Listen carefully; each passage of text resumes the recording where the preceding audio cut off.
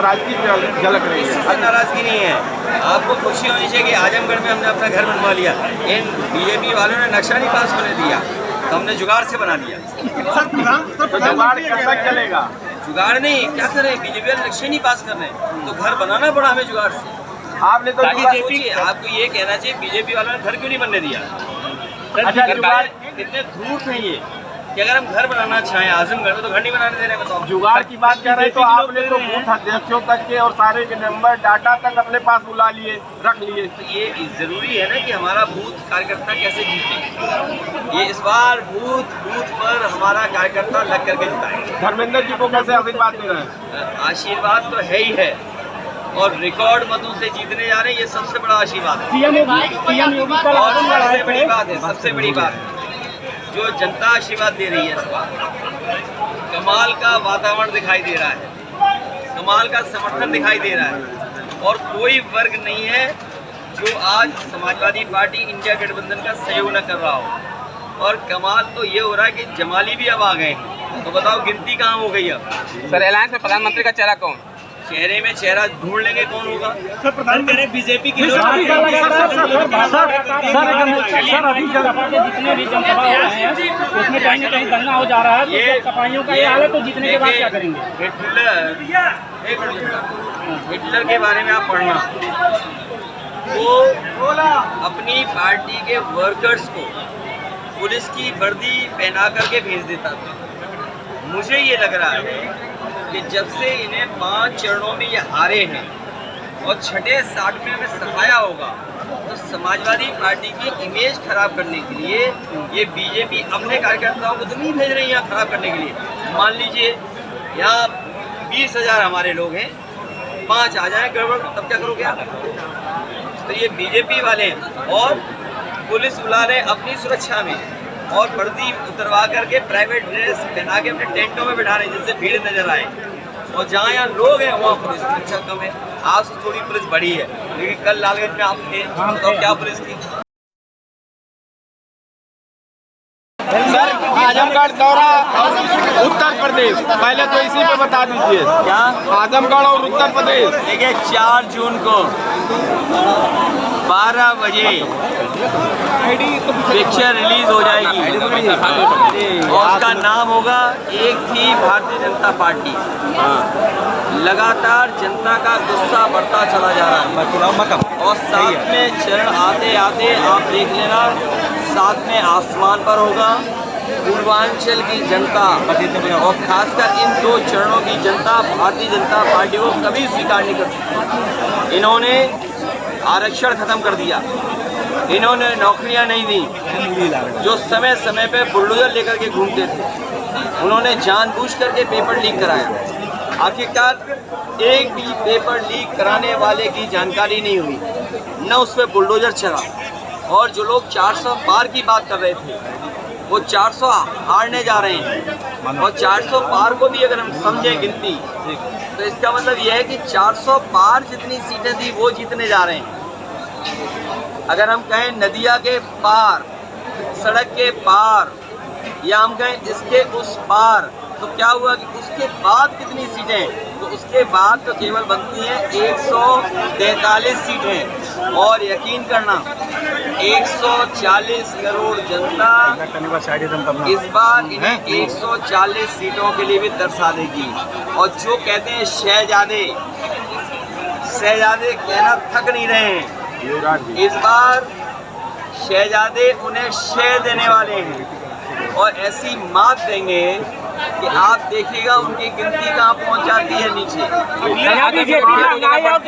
जैसे मुद्दे को हटाकर पेपर लीक जैसे मुद्दे हटाकर हिंदू मुस्लिम, देखिए उनकी वही घिसी पिटी कहानी, वही उनके थके हुए डायलॉग, जनता इनकी कहानी सुनना नहीं चाहती और इसीलिए उनके कार्यक्रम देख लो, उनके पंडाल देख लो, लोग गाए हुए आ नहीं रहे हैं। अधिकारियों को या कर्मचारी जो सरकारी हैं, आप बेहतर जानते हो, उन्हें कपड़े बदल करके बैठा रहे हैं और हमारे कार्यक्रम में कम फोर्स लगा करके और उन्हीं के बीजेपी के लोग लाल टोपी लगा के या लाल गमछा डाल करके हमारा कार्यक्रम खराब करने आ रहे हैं। परिवारवाद कर रहे हैं कि परिवार तक ही सीमित रह जाएंगे। देखिए, जो लोग परिवारवाद कह रहे हैं उन्हें कम से कम यहाँ किसी मंदिर में जाके संकल्प ले लेना चाहिए। वो कि किसी परिवार वाले को टिकट नहीं देंगे और किसी परिवार वाले से वोट नहीं मांगेंगे। आप लोग लगातार महंगाई बेरोजगारी की बात कर रहे हैं, जिस पूर्वांचल के चुनाव आते ही बीजेपी जो है कहने लगी अगर इंडिया अलायंस के लोग आएंगे तो हिंदू खतरे में हो जाएंगे। देखिए, कोई खतरे में नहीं है। भारतीय जनता पार्टी का सफाया होने जा रहा है। मैंने जैसा कहा कि ये जो अभिनय करने वाले लोग हैं, दिल्ली वाले और यहाँ वाले, इनकी पिक्चर पिट चुकी है। इनकी कोई पिक्चर देखना नहीं चाहता, शो में जाना नहीं चाहता इनके, और ये लोग पूरी तरह हारने वाले हैं क्योंकि जनता के लिए इन्होंने कुछ नहीं किया। दलित कितना सपोर्ट कर रहे हैं इंडिया गठबंधन को? देखिए, मैं बहुजन समाज के लोगों से कहूँगा और मुझे खुशी है इस बात की कि हर चरण में बहुजन समाज के लोग बढ़ चढ़ करके संविधान बचाने के लिए आगे खड़े हो गए हैं। इसीलिए लोकतंत्र बचाने के लिए और संविधान बचाने के लिए सब लोग आए।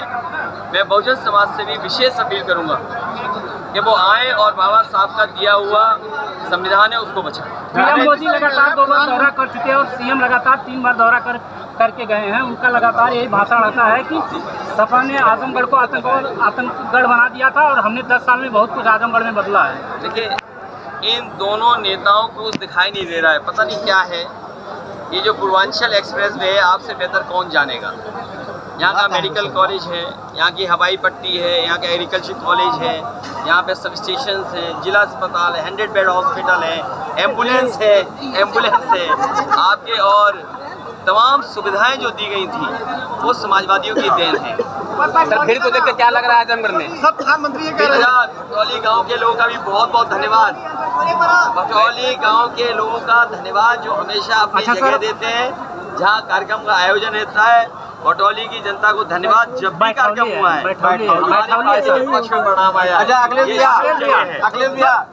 बाद मिलेंगे। चुनाव संपन्न हो चुका है, इंडिया गठबंधन कितने सीटों से आ रहा है?